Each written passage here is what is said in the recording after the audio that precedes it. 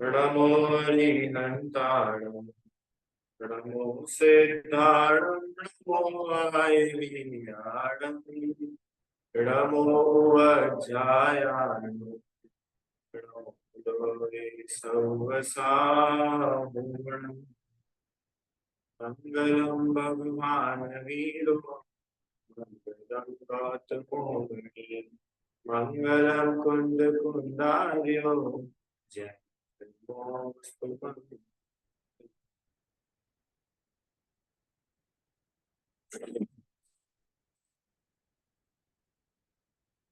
आत्मा परमात्मा, ये चैप्टर अपन लोग अभी पढ़ रहे हैं। और इसमें हम लोगों ने कल की क्लास में बहिरात्मा किसे कहते हैं इसका स्वरूप समझा। कौन होता है भाई बहिरात्मा? जो शरीर और आत्मा को एक मानता है वह बहिरात्मा कहलाता है। बहिरात्मा के अन्य नाम है अज्ञानी, मूढ़, मिथ्या दृष्टि। ये जीव बहिरात्मा कहलाते हैं। ये बहिरात्मा क्यों कहलाते हैं? क्योंकि इसकी दृष्टि आत्मा के बाहर है।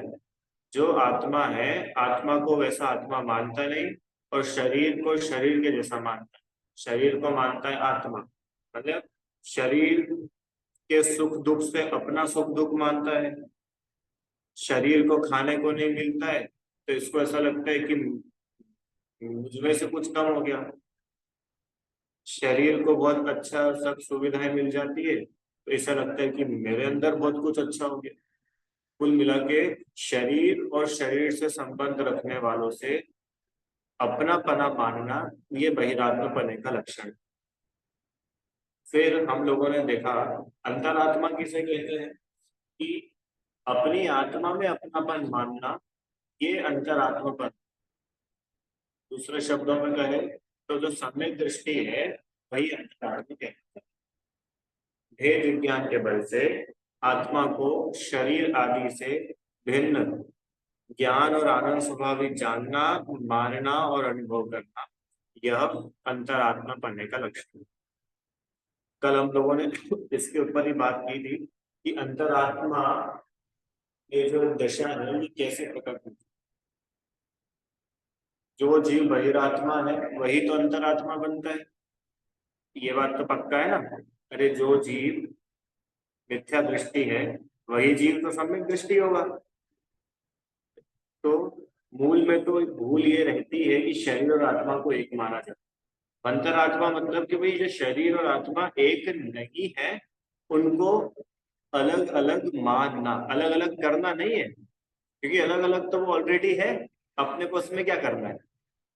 खाली शरीर और आत्मा जो एक है ऐसी मान्यता है, उस मान्यता को छोड़ना, यही अंतरात्मा बना है। इसी का नाम सम्यक दर्शन है। अब ये जो अंतरात्मा है, ये अंतरात्मा तीन प्रकार के होते हैं। तीन भेद इनके बनते हैं: उत्तम अंतरात्मा, मध्यम अंतरात्मा और जघन्य अंतरात्मा। देखिए, एक जीव एक समय में एक ही प्रकार का हो सकता है। या तो वो बहिरात्मा होगा या वो अंतरात्मा होगा। और अंतरात्मा भी होगा तो या तो उत्तम अंतरात्मा होगा, मध्यम होगा या जघन्य होगा। तो ये उत्तम मध्यम जघन्य ये क्या है कि ये अंतरात्मा माने वे जीव जो सम्यक दृष्टि है उनके भेद है। किस प्रकार से कि जो 24 प्रकार के परिग्रह से रहित शुद्धोपयोगी मुनिराज है, मतलब अरिहंत बनने के तुरंत पहले की जो मुनि दशा है, वह मुनि दशा वो कहलाती है उत्तम अंतरात्मा। उत्तम मतलब समझते ना अपन? उत्तम मतलब क्या होता है? क्यों? उत्तम मतलब बेस्ट, सबसे टॉप, सबसे उत्कृष्ट, वो कहलाते हैं उत्तम। मतलब कि अब इससे ज्यादा उत्कृष्ट अंतरात्मा की कोई अवस्था हो ही नहीं सकती है। ठीक है? तो कौन होते हैं ऐसे उत्तम अंतरात्मा? कि वे मुनिराज जो 14 अंतरंग और 10 बहिरंग, ऐसे 24 प्रकार के परिग्रह से जो रहित है, शुद्धोपयोगी मुनिराज है। शुद्धोपयोगी मुनिराज मतलब कि वे मुनिराज जो अपनी आत्मा में ही लीन है और अब बस कुछ ही समय में मुनि दशा से भी उठ करके अरिहंत होने वाले हैं। किन मुनिराज की बात करी यहाँ पे? कि वे मुनिराज जो अब तुरंत ही अरिहंत बनने वाले हैं, जिनके चार घाती कर्मों का क्षय होने ही वाला है, ऐसे जो उत्कृष्ट मुनि दशा। देखिए मुनिराज तो बहुत सारे होते हैं, कुछ मुनिराज ऐसे भी होते हैं जिन्होंने अभी हाल दीक्षा ली है, कुछ मुनिराज ऐसे होते हैं जिन्होंने बहुत समय तक दीक्षा ली है। कि यहाँ ऐसे मुनिराजों की बात नहीं चल रही है, या तो ये बात चल रही है कि बस तत्काल अभी अरिहंत अवस्था प्रकट होने वाली। देखिए आदिनाथ भगवान थे, आदिनाथ भगवान ने मुनि दीक्षा ली, तो मुनि दीक्षा लेने के 1000 वर्ष के बाद वो अरिहंत हुए थे, मालूम है आपको? अनाया आदिनाथ भगवान अरिहंत हुए थे ना, तो कब हुए थे अरिहंत? कि दीक्षा लेने के 1000 years बाद। तो 1000 साल तक क्या था कि वो मुनि बन करके रहे थे, मुनिराज थे, बराबर। तो यहाँ पर उत्तम अंतरात्मा मतलब कि जिस समय वो आदिनाथ भगवान एक्चुअल में अरिहंत बने थे, मुनि दशा से उठ करके जीव अरिहंत हो रहा है, तो वो जो बिल्कुल अंतिम मुनि दशा है, अंतिम अवस्था मुनि दशा की है, वह जो है वो उत्तम अंतरात्मा कहलाता है। जीव वही है, ऐसा नहीं है कि आत्मा चेंज हो जाती है, आत्मा में कुछ ट्रांसफर हो जाता है वही। पर ये जो मुनि है, ये बाकी अन्य मुनि से अलग है। बाकी के मुनिराज तो अभी अपने 28 मूल गुण पाल रहे हैं, कोई सामायिक कर रहे होंगे, कोई शास्त्र लिख रहे होंगे, कोई उपदेश दे रहे होंगे, कोई विहार आदि कर रहे होंगे। पर ये वो मुनि दशा है, कौन सी मुनि दशा? कि जीव आत्म लीनता इतनी ज्यादा बढ़ गई है, इतनी ज्यादा बढ़ गई है कि अब आत्मा में और कोई विकल्प ही पैदा नहीं हो रहा। हम्म? जिसको बोलते हैं ना, जो अपन ने आप लोगों को ज्ञान हो जब अरिहंत की परिभाषा पढ़ी थी, गृहस्थपना त्याग कर मुनि धर्म अंगीकार कर निज स्वभाव साधन द्वारा चार घाती कर्मों का क्षय कर। तो निज स्वभाव साधना, अपनी आत्म स्वभाव की साधना इतनी उत्कृष्टता से जिनकी हो रही है कि वे अब बस मुनि से होकर के अरिहंत बनने ही वाले। ऐसे जो उत्कृष्ट मुनिराज होते हैं, वे उत्तम अंतरात्मा कहलाते हैं। समझ में आया संदीप भैया? ठीक है। शुद्धोपयोगी, शुद्धोपयोगी मतलब क्या होता है? कि हम लोगों ने बात की थी ना, मुनिराज के जीवन में मुख्य रूप से शुद्धोपयोग ही पाया जाता है, पर कदाचित शुभोपयोग भी होता है। जब वे शास्त्र लिखते हैं, दीक्षा शिक्षा देते हैं, आहार आदि करते हैं। अशुभ उपयोग भले ही ना हो तो अशुभ उपयोग तो होता है। पर यहाँ तो उन मुनिराज की बात है जो अरिहंत बनने के तुरंत पहले की अवस्था। ठीक है, चलो आगे। जघन्य अंतरात्मा किसको बोलते हैं? जघन्य मतलब सबसे छोटा, उत्तम मतलब सबसे बड़ा।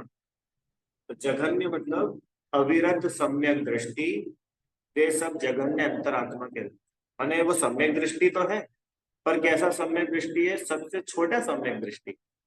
सबसे छोटा सम्यक दृष्टि कौन होता है? क्यों? द्वितीय अंक। सबसे छोटा सम्यक दृष्टि मतलब कि सबसे छोटा सम्यक दृष्टि मतलब कि उसने अभी सिर्फ सम्यक दर्शन ही प्राप्त किया है, कोई व्रत नहीं है, कोई प्रतिमा नहीं है, कोई अणुव्रत नहीं है, मुनि दशा नहीं है, मात्र सम्यक दर्शन है। ऐसा जो जीव है, मानता तो वो भी शरीर और आत्मा को अलग अलग है, पर अन्य सम्यक दृष्टि जीवों की कंपैरिजन में ये जीव अभी बहुत छोटा है। छोटा है मतलब समझ में आया आपको? यूं तो बहुत बड़ा है, अरे सम्यक दर्शन होने में ही अपने आप में बहुत बड़ा हो गया, पर अन्य सम्यक दृष्टि जो जीव है उनकी तुलना में क्या है? जघन्य है। क्यों? क्योंकि अभी ये अविरति है, इसके कोई व्रत आदि नहीं है, इसके अभी कषायों का अभाव नहीं हुआ है। आप लोगों को ध्यान हो तो हमने जब कषाय पढ़ी थी, संदीप भैया याद आ रहा है? अपन ने अनंतानुबंधी, अप्रत्यय वर्ण, प्रत्यय वर्ण और संजोलन, ये चार प्रकार की कषाय पढ़ी थी। तो अनंतानुबंधी कषाय क्या थी? कि जो मिथ्यात्व के साथ रहे और मोक्ष मार्ग शुरू ही ना होने दे। तो वहां अब अनंतानुबंधी वालों की तो यहाँ बात ही नहीं है, जिसके अनंतानुबंधी वो सब तो बहिरात्मा है, क्योंकि वो मिथ्यात्व के साथ दशा है। अब यहाँ किसकी बात है कि भैया अप्रत्याख्यानावरण कषाय जिसकी है। अब अप्रत्याख्यानावरण कषाय की वजह से क्या हो रहा है कि इतना सा भी, थोड़ा सा भी त्याग करने का भाव नहीं आ पा रहा है। तो वो सम्यक दृष्टि, पर उस जीव के थोड़ा भी त्याग करने का भाव नहीं होता, नहीं आता। तो ऐसा सम्यक दृष्टि जीव वह जघन्य अंतरात्मा कहलाता है। ठीक है, समझ में आया नीरज? क्या समझ में आया कि ऐसा सम्यक दृष्टि जिसके कोई व्रत नहीं है, कोई प्रतिज्ञा त्याग नहीं है सम्यक दृष्टि, घर में रहता है, शादी बीवी बच्चे परिवार दुकानदारी काम धंधा सब चलता है सम्यक दृष्टि। ऐसा सम्यक दृष्टि जीव वह जघन्य अंतरात्मा कहलाता है। ज्ञानी तो है पर व्रती नहीं है। दो हो गए, अब एक छूट गया, कौन सा? मध्यम अंतरात्मा।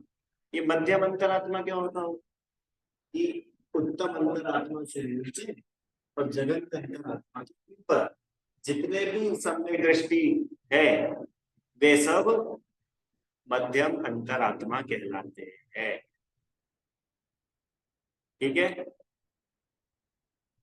उत्तम अंतरात्मा मतलब कि सबसे उत्कृष्ट मुनिराज। जघन्य अंतरात्मा मतलब वो श्रावक जिसके सम्यक दर्शन तो है पर कोई व्रत आदि नहीं, ये जघन्य, वो उत्कृष्ट। अब इनके बीच में जो भी दशाएं बनती है वो सब मध्यम अंतरात्मा कहलाती। शुभोपयोगी मुनिराज और व्रति श्रावक, ये दो ही बचे। एक तो वे मुनिराज, कौन से मुनिराज? छठे से लेकर के 10वें 11वें गुण स्थान तक के, क्योंकि 12वें गुण स्थान के बाद तो फिर अरिहंत दशा आ जाएगी 13वें में। 13 14 गुण स्थान अरिहंत दशा, अरिहंत के ठीक पहले 12वां गुण स्थान, वहां पर मुनिराज है पर वो उत्तम अंतरात्मा है। और उसके पहले छठे गुण स्थान तक के मुनिराज और 5वें गुण स्थान वर्ती श्रावक। अभी गुण स्थान क्या होता है भैया?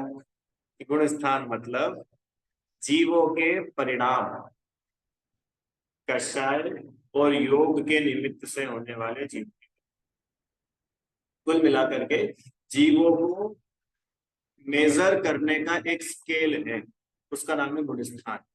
जैसे जो सम्यक दृष्टि जीव है पर उसके कोई व्रत नहीं है, ऐसा जो जघन्य अंतरात्मा, वो है चौथे गुण स्थान का। ठीक है, फिर और ऊपर उठ करके एक जीव वो भी है कि जो रहता तो घर गृहस्थी में, अभी उसने मुनि दीक्षा नहीं ली है क्या, पर उसने व्रत धारण किए। कैसे व्रत धारण किए हैं कि उसने 5 प्रकार की हिंसा का मोटे मोटे रूप से त्याग कर दिया है। तो अब उसने व्रत लिए ना, अहिंसा अणुव्रत, सत्य अणुव्रत, ऐसे 5 प्रकार के अणुव्रत लिए उसने। वह प्रतिमा का पालन करता है, नियम से सामायिक करता है, पर्व अष्टमी चतुर्दशी आदि पर प्रतिज्ञा पूर्वक उपवास आदि करता है। ऐसे जिस जीव ने व्रत आदि धारण किए हैं वो सम्यक दृष्टि भी है, ऐसा जीव क्या कहलाया? व्रति श्रावक। मतलब देखो अब ये दशा कैसी है कि ना वो अव्रति है और ना वो मुनि है, तो शुद्धोपयोगी मुनि भी नहीं है और वो अव्रति श्रावक भी नहीं है, तो उनकी जो बीच की दशा है वो मध्यम अंतरात्मा कहलाता है। आप लोगों को समझ में आ रहा है कि नहीं आ रहा है? थोड़ा थोड़ा समझ में आया क्या? क्या समझ में आया कि मध्यम अंतरात्मा वो है जो देशव्रति, देशव्रति मतलब, देश मतलब होता है पार्शियल, एक देश बोलते हैं ना, एक देश मतलब उसके 100% व्रत नहीं है पर पार्शियल उसके व्रत है वो। और अनगारी, अनगारी मतलब मुनिराज, ऐसे जितने मुनिराज जो अभी अरिहंत नहीं बनने वाले हैं पर मुनि तो है, तो ऐसे मुनिराज और वे श्रावक जिन्होंने व्रत धारण किए हैं वे सभी मध्यम अंतरात्मा कहलाते हैं। ठीक है, 3 टाइप के अंतरात्मा कौन कौन से? एक उत्तम, मध्यम, जघन्य।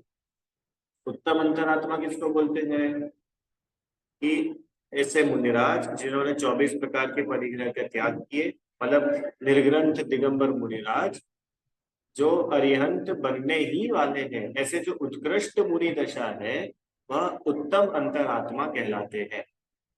उनसे नीचे की जितनी भी मुनि दशा है और उत्कृष्ट श्रावक जो है वो मध्यम अंतरात्मा कहलाते हैं।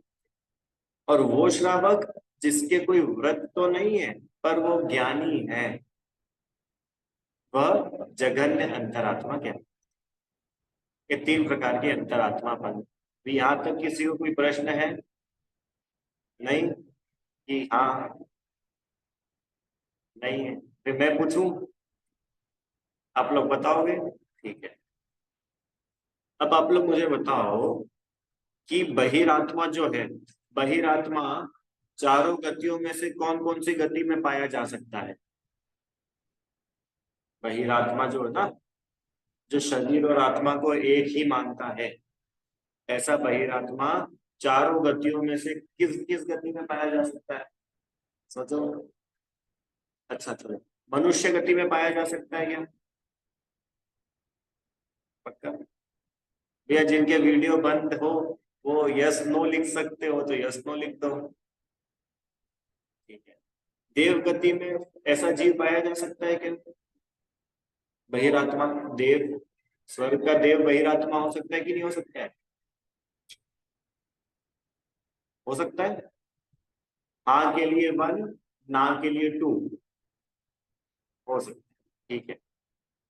तीसरा, नरक गति में कोई बहिरात्मा हो सकता है कि नहीं हो सकता है?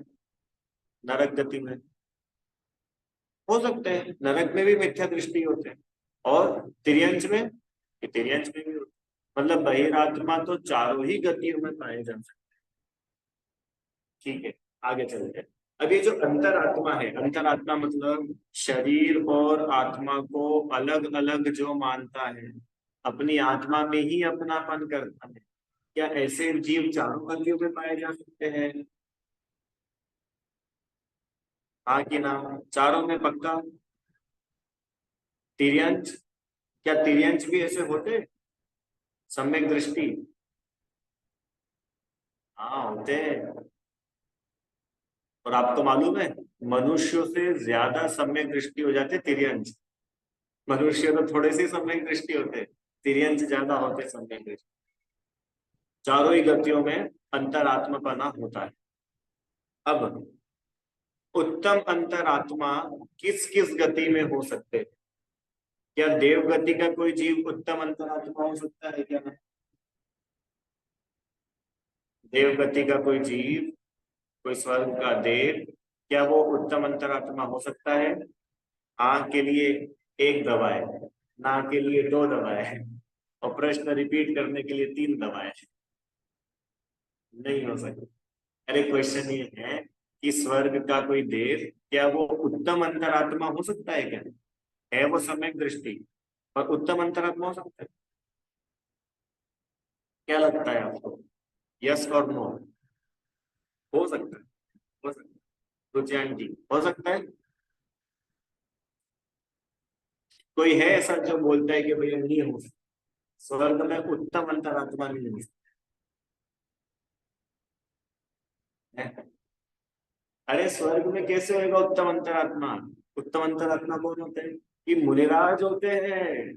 तो देव कोई मुनि बन सकते हैं क्या? नहीं बन सकते ना। तो तिर्यंच गति में उत्तम अंतरात्मा हो सकता है कि नहीं? तिर्यंच गति में अगले, अगर वो तिर्यंच समो शरण में चला जाए तब जाकर के तो उत्तम अंतरात्मा हो जाएगा कि नहीं? कि नहीं हो सकता? नारकी, नारकी हो सकता है उत्तम अंतरात्मा? अच्छा मनुष्य हो सकता है कि नहीं? हाँ, मनुष्य तो हो ही सकता। मुनिराज मनुष्य ही तो होते हैं। तो चारों गतियों में से सिर्फ एक मनुष्य गति के जीव ही उत्तम अंतरात्मा होते हैं।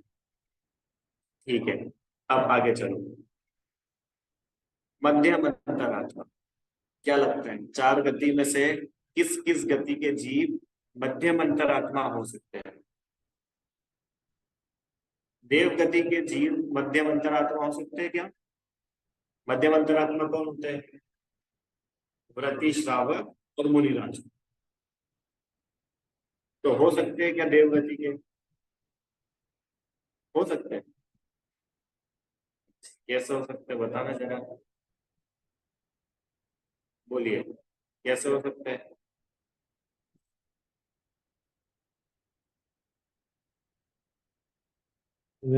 वो भी भक्ति तो करते हैं ना भैया जी। हैं? वो भी तो मतलब भक्ति करते हैं, और देव भी तो अच्छे होते हैं, समोसरण बढ़िया। में जाते हैं वो। ठीक, देखो देव समोशरण में जाते हैं ये बिल्कुल सही बात है, अच्छे होते हैं ये भी सही बात है, पर व्रत नहीं ले सकते। देवों में इतना सा भी संयम धारण करने की शक्ति नहीं रहती है। कैपेसिटी नहीं है। आप लोगों को ध्यान हो तो जब पंच कल्याणक होते हैं, तो पंच कल्याणक में जब भगवान की दीक्षा का प्रसंग आता है, तो मनुष्य और देवों में एक डायलॉग वो होते हैं क्या, कि भाई हम पालकी उठाएंगे, हम उठाएंगे, और सब अपना अपना बताते हैं। देव बोलते हैं कि भैया ये जब गर्भ में आए थे तब से हम इनकी सेवा कर रहे हैं, हम ही इनका अभिषेक करने के लिए लेके गए थे उज्जैन। देव ले जाते हैं ना ऊपर अभिषेक करने के लिए सुमेरु पे, और फिर हम ही इनके लिए भोजन की व्यवस्था करते हैं, इनके कपड़े भी हम ला रहे बचपन से। तो पालकी कौन उठाएगा? कि हम उठाएंगे इनकी पालकी। और मनुष्य बोलते कि नहीं नहीं ऐसा कैसे हो सकता है, हम भी मनुष्य है, तीर्थंकर भी मनुष्य है, तो पालकी हम उठाएंगे। ऐसे बहुत सारी वो होती है। फिर फाइनल बात यहाँ पे जाके पूरी होती है कि देखो, हम तो इनके साथ में दीक्षा ले सकते हैं, मनुष्य बोलते हैं कि देखो भैया देव लोग, हम तो इनके साथ जाके दीक्षा ले सकते हैं। तुम ले सकते हो क्या दीक्षा? अगर तुम दीक्षा ले लो तो ठीक है, पालकी तुम उठा लो। तो फिर यहाँ पर जो है देवों के पास कोई जवाब ही नहीं रहता। क्यों नहीं रहता? कि देव इतना सा भी संयम धारण नहीं कर सकते। देवों में संयम धारण करने की योग्यता ही नहीं है, ऐसे उनके परिणाम ही नहीं होते। और यहाँ से अपन बात करें तो अप्रत्याख्याना वर्ण कषाय रहती है। ठीक है संदीप देव, तो इसलिए देवों में संयम हो ही नहीं सकता, व्रत आदि धारण नहीं कर सकते, नियम धारण नहीं कर सकते, करते ही नहीं है। देवों से अच्छे अपन हैं, अपन उपवास कर सकते हैं, देव लोग उपवास नहीं कर सकते। अच्छा बताओ, अपने को भूख लगे तो अपन भूख सहन कर सकते कि नहीं कर सकते? कर सकते। और वो भूख को अगर अपन अच्छे से शांति से सहन करें तो अपनी तो तपस्या हो जाएगी, उपवास हो जाएगा। और देव कि उनको तो भूख लगे और झट से अमृत झर जाता है और पेट भर जाता है, तो उनके पास ऑप्शन ही नहीं है सहन करने का, तप करने का। ठीक है, तो ये जो देव होते हैं, देव लोग व्रत आदि धारण नहीं कर सकते। नारकी कि नारकी भी नहीं कर सकते। अच्छा तिर्यंच, तिर्यंच कर सकते कि नहीं कर सकते? कितने लोगों को नहीं लगता है कि नहीं कर सकते? नहीं कर सकते, नहीं कर सकते। कर सकते हैं, तिर्यंच व्रत धारण कर सकते हैं। कितने उदाहरण है शास्त्रों में, कितने उदाहरण। हाथी की कहानी, पार्शनाथ भगवान के 10 भव पहले की कहानी है ना। वो समय शिखर के जंगलों में वो हाथी था, और वो बिल्कुल तूफान मचा रहा था। फिर उसने जैसे ही मुनिराज को देखा वो शांत हो गया, और फिर उसने सम्यक व्रत धारण किया, साथ ही साथ व्रत भी धारण किए। अब वो हाथी अपनी सूंड से जमीन को हिलाकर साफ करके चलता था, किसी जीव पर पैर ना रखा जाए, कोई जीव मर ना जाए इसका ध्यान रख। सूखे पत्ते खाता था। कहानी है पूरी उसकी हाथी की, पढ़ना पार्शनाथ पुराण। ऐसी वो शेर की कहानी है। ठीक है, तिर्यंच जो है, तिर्यंच व्रत धारण कर सकते हैं। तो तिर्यंच गति के जीव मध्यम अंतरात्मा हो सकते हैं। अरे समझ में आ रहा है कि नहीं? ठीक। अब अपन अपनी बात कर ले, क्या मनुष्य गति के जीव मध्यम अंतरात्मा हो सकते हैं? हो सकते हैं। ठीक है, अब जघन्य अंतरात्मा, जघन्य अंतरात्मा देवगति के जीव हो सकते हैं कि नहीं? देव गति में कोई जीव ऐसा हो सकता है कि जो सम्यक दृष्टि तो हो पर वृत्ति ना हो? ये हो सकते हैं। देव गति के तो सारे सम्यक दृष्टि अवृत्ति ही रहते हैं। सभी जगत में अंतरात्मा होते जितने सम्यक दृष्टि होते। अच्छा, नरक गति में हो सकता है, तिर्यंच में हो सकता है, मनुष्य में। तो जगत में अंतरात्मा जो है वो चारों ही गतियों में पाए जाते हैं। मध्यम अंतरात्मा सिर्फ मनुष्य और तिर्यंच में होते हैं, और उत्तम अंतरात्मा सिर्फ मनुष्य होते हैं। ठीक है, समझ में आया इतना? अच्छे है, आगे चले। कोई प्रश्न है यहाँ तक किसी को? चलो आगे। परमात्मा, बहिरात्मा, अंतरात्मा, परमात्मा। परमात्मा किसको बोलते हैं?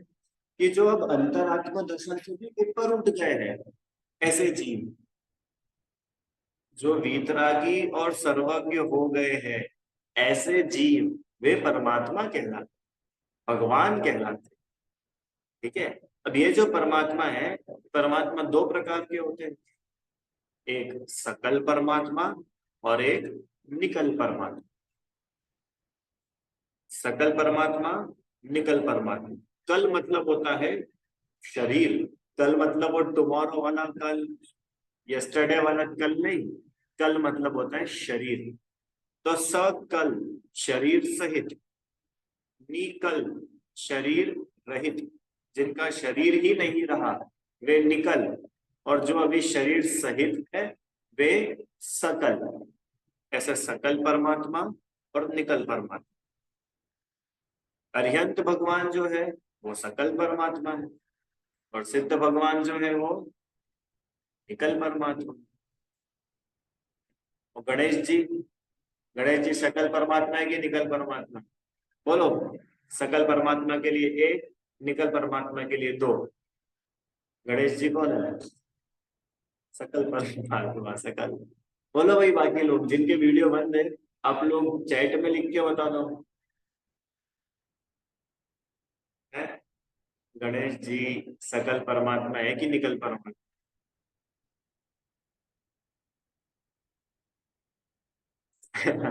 है। हाँ, ये तीसरा ऑप्शन कि वो परमात्मा ही नहीं है। कि भाई साहब वो परमात्मा ही नहीं है, क्या सकल और निकल के चक्कर में पड़े हो आप? बोला तो सही, जो वीतरागी और सर्वज्ञ होते हैं वो परमात्मा होते हैं। अब जिनको दुनिया गणेश जी मानकर पूजती है, उनमें तो ना वीतरागता है ना सर्वज्ञता है, काय के परमात्मा हुए। और झट से जैसे गणेश जी का नाम सुना, अपन बोलते हाँ भाई सकल परमात्मा भी, सूंड दिख रही है हमको, सूंड। सूंड दिख रही है, इसका मतलब शरीर है। कि भैया वो परमात्मा ही नहीं है। सकल और निकल की तो बात ही छोड़ो। परमात्मा कौन होते हैं? कि जिनमें राग द्वेष नहीं पाया जाता। जो वीतरागी होते हैं वो भगवान होते हैं। हर कोई भगवान नहीं हो जाता। समझ में आया कि नहीं? ब्रह्मा, विष्णु, महेश, ये कौन है?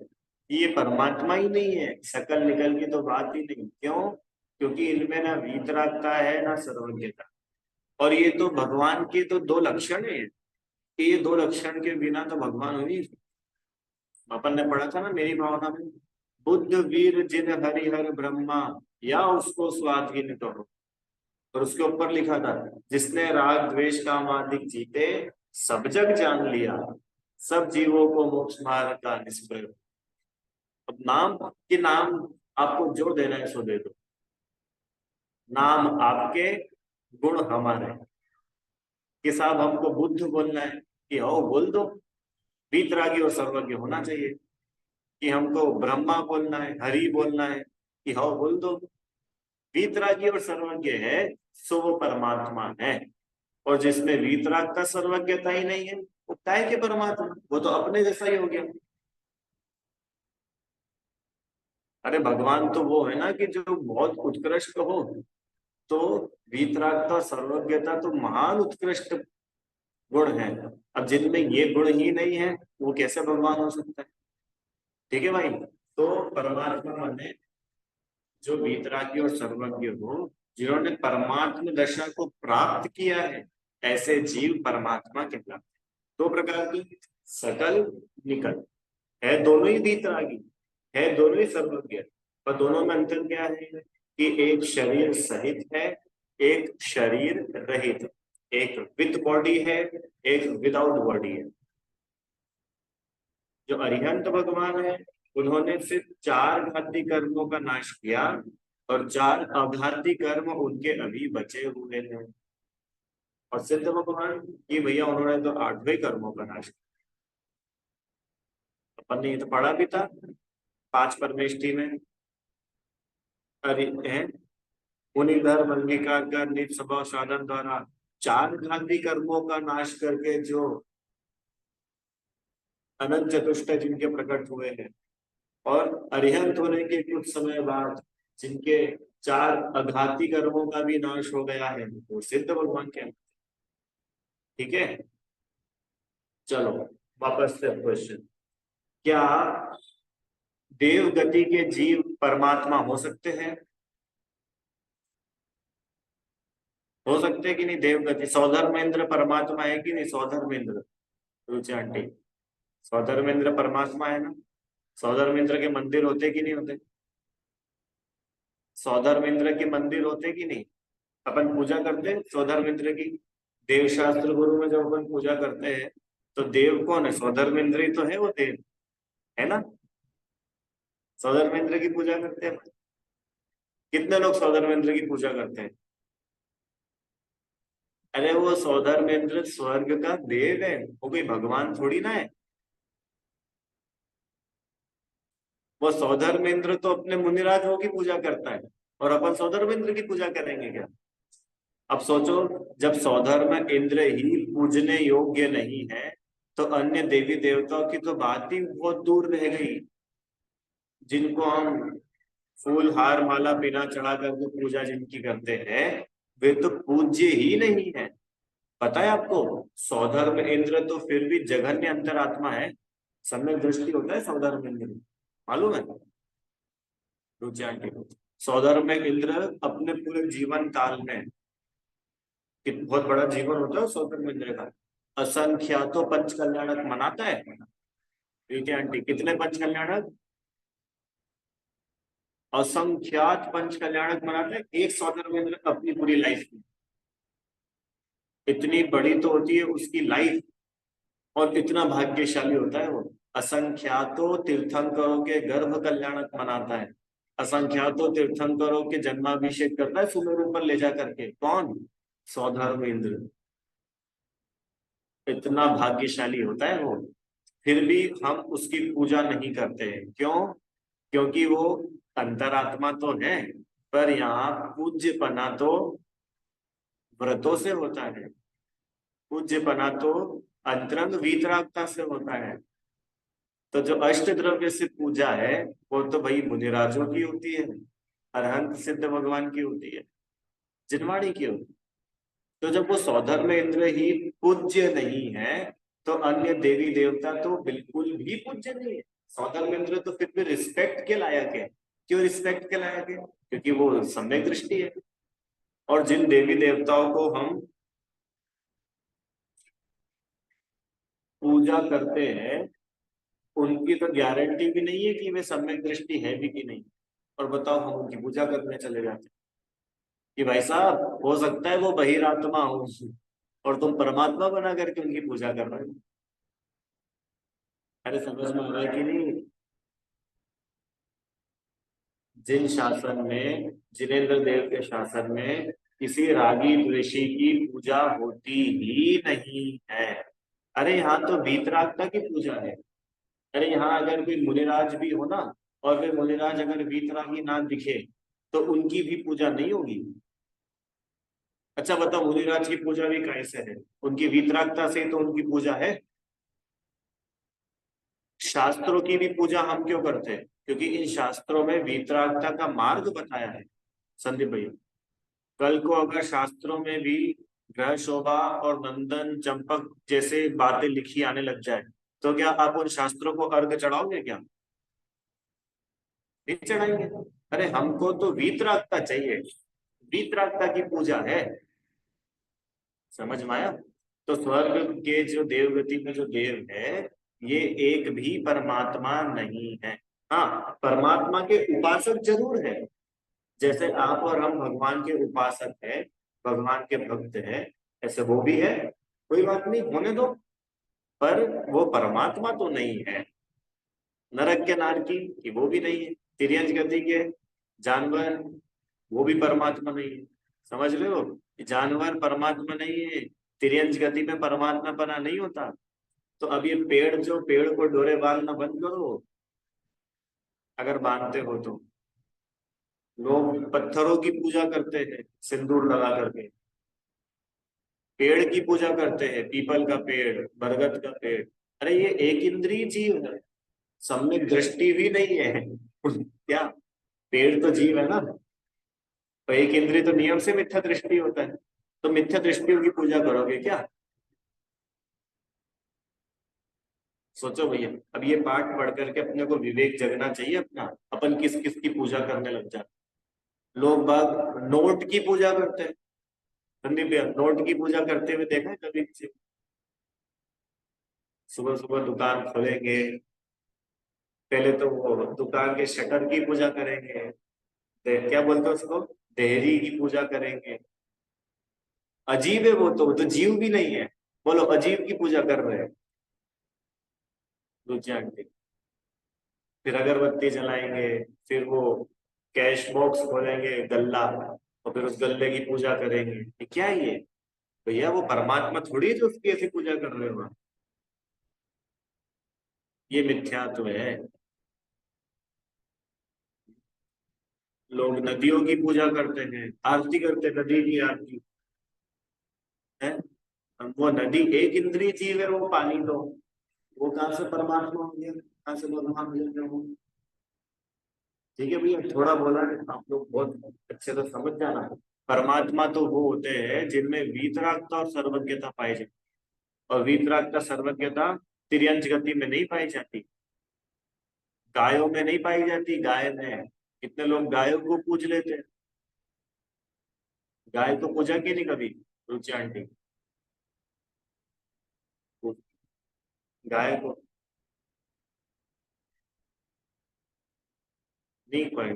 ये भैया अपने योग्य कार्य नहीं है। क्यों? क्योंकि अब अरे भगवान मतलब कोई बहुत बड़े, हर किसी को थोड़ी भगवान बोला जा सकता, बनाया जा सकता। ठीक है भाई, विचार करना। तो मात्र मनुष्य गति में ही परमात्मा बना होता है। अब सुनो, मनुष्यों में भी जो वीतरागी और सर्वज्ञ हुआ हो, वो ही परमात्मा होता है। हर कोई परमात्मा नहीं होता। ठीक है? तो ऐसा ये परमात्मा का स्वरूप है। और परमात्मा दो प्रकार के होते हैं, सकल परमात्मा, निकल परमात्मा। और ये जो सकल परमात्मा अरिहंत है, ये ही चार आघाती कर्मों का क्षय होने पर निकल परमात्मा हो जाते हैं। मतलब वे अरिहंत ही तो फिर सिद्ध बनते हैं। अच्छा, फिर वो सिद्ध क्या बनते हैं? जैसे बहिरात्मा तो अंतरात्मा बन गया, अंतरात्मा निकल पर सकल परमात्मा हो गया, अब सकल परमात्मा निकल परमात्मा हो गए। अब वो निकल परमात्मा क्या होंगे? कि अब कुछ नहीं भैया, सिद्ध अवस्था तो बिल्कुल फाइनल, लास्ट। इसके बाद तो अब यही दशा, यही दशा। कब तक? 10-20 साल तो कम से कम रहेंगे भैया, इतनी मेहनत करके सिद्ध बने हैं। 10-20 साल तो बने रहने दो कम से कम। क्यों अनाया? कितने साल तक रहेंगे फिर सिद्ध? अनंत काल तक। अनंत काल तक। क्यों? क्योंकि जिन कारणों की वजह से संसार में भटकना हो रहा था, वो मोह राग द्वेष, वो अब बचे ही नहीं। तो जब मोह राग द्वेष है ही नहीं, तब संसार में लौट कर आएंगे भी नहीं। ना वीर बनकर, ना महावीर बनकर, कभी नहीं आएंगे।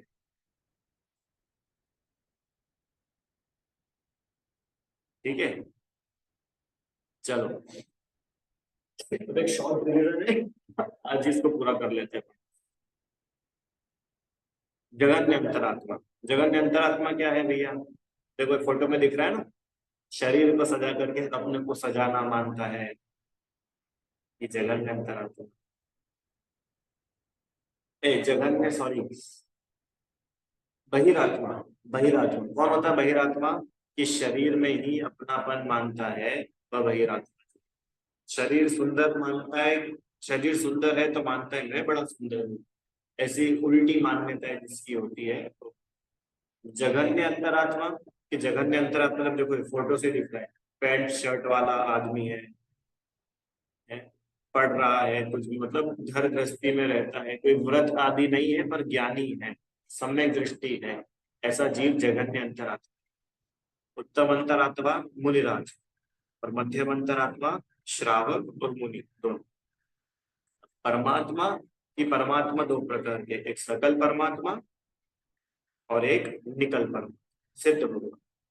चलो अब देखो लाभ क्या हुआ, कि लाभ ये हुआ कि परमात्मा होने पर तो अनंत काल तक पूर्ण निराकुल सुख की प्राप्ति होगी।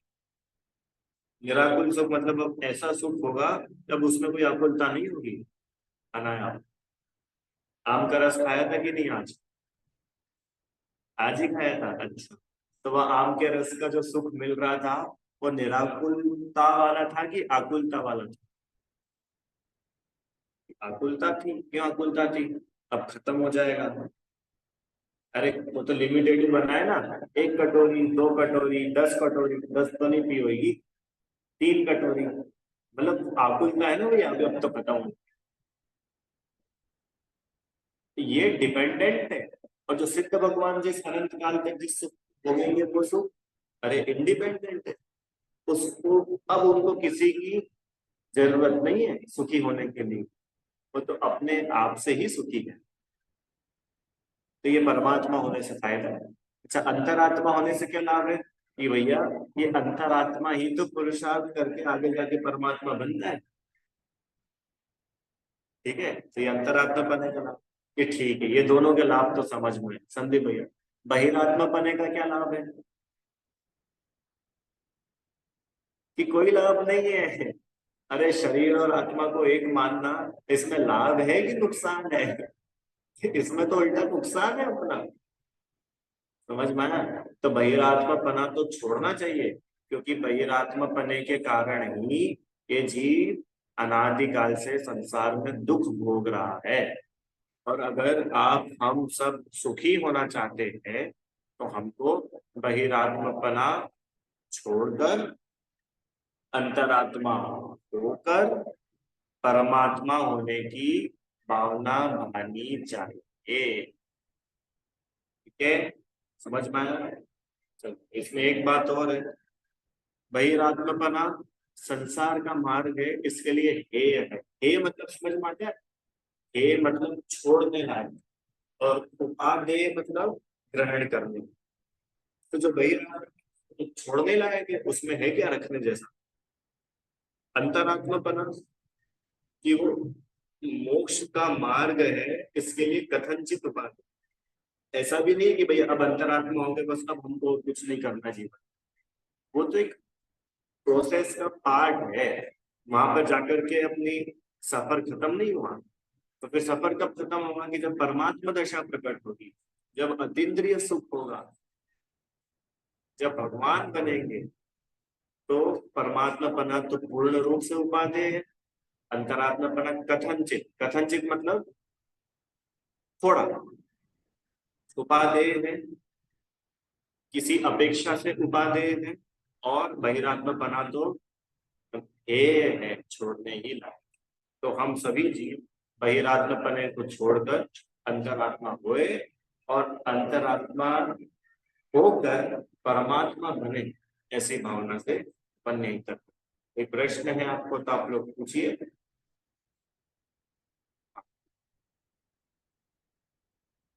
बोलिए दीदी। जैसे आपने बताया कि मध्य में मुनिराज, उत्तम में मुनिराज दोनों होते हैं। तो ऐसी कौन सी वाली स्टेट होती है मुनिराज की जो उत्तम में होती है और मध्य में अलग होती है?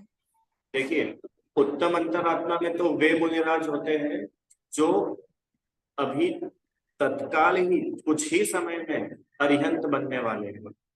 वे कहलाते हैं उत्तम अंतरात्मा, माने अरिहंत बनने के तुरंत पहले होने वाली दशा।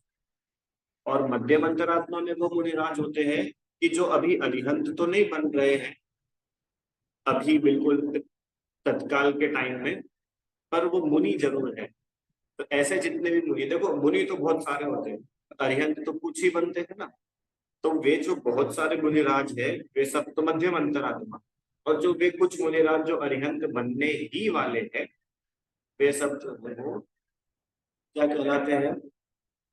उत्तम अंतरात्मा। ठीक है, समझ में आया? हाँ ठीक है।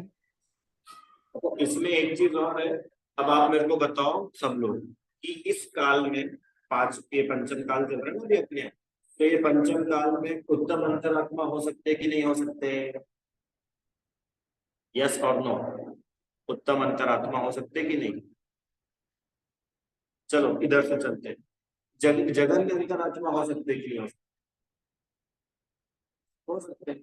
मध्यम अंतरात्मा हो सकते कि नहीं हो सकते? मध्यम भी हो सकते, और उत्तम अंतरात्मा हो सकते कि नहीं हो सकते? नहीं हो सकते। क्यों नहीं हो सकते? कि उत्तम अंतरात्मा तो वे मुनि हैं जो बस अभी ही अरिहंत बनने वाले हैं। तो अभी यहाँ पर इस पंचम काल में या अरिहंत कहाँ बना जा रहा है? कौन बन रहा है? तो जब अभी अरिहंत पना हो ही नहीं रहा है, तो उत्तम अंतरात्म पने की अवस्था भी इस पंचम काल में नहीं हुई। तो अभी हम सबसे बेस्ट क्या कर सकते हैं? मध्यम अंतरात्मा। मध्यम अंतरात्मा में भी दो टाइप है, एक श्रावक और एक मुनि। तो हम मुनि हो सकते हैं। और किसी को कोई प्रश्न है?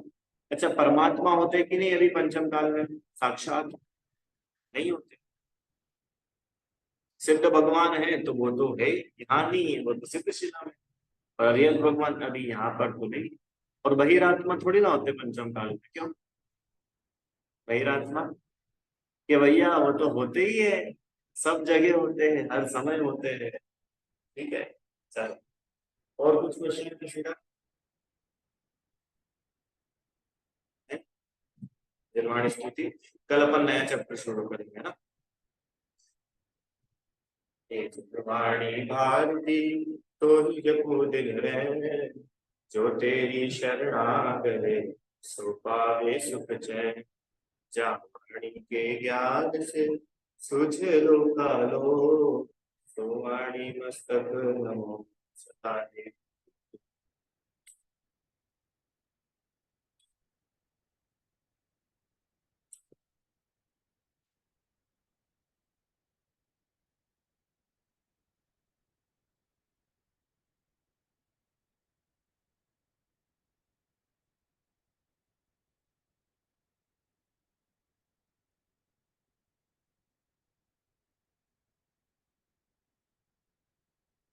जब बोले द्वादशांग में जन्माष्टमी, जय, हाँ जय धर्म, जय।